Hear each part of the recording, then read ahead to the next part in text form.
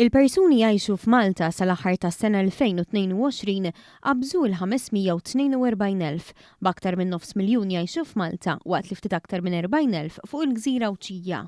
Il-persuni li għandhom bejn 30 u 39 sena ammontaw għall-akbar faxxa tal-popolazzjoni bi kważi 19% f'Malta u aktar minn 15% f'Għawdex.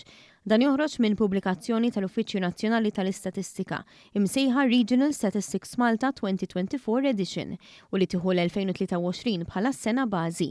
Minna joħroġ ukoll li f'5 snin bejn l-2017 u l-2022 il-popolazzjoni f'Malta esperjenzat tkabbir ta' aktar minn 61,000 persuna.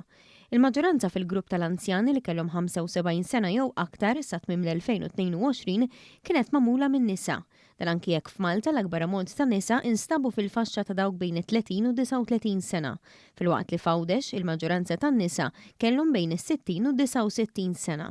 Kienu lokalitajiet fit-tramuntana tal-port u fit-tramuntana tal-pajjiż li l-aktar esperjenzaw żieda fil-popolazzjoni b'aktar minn 21%.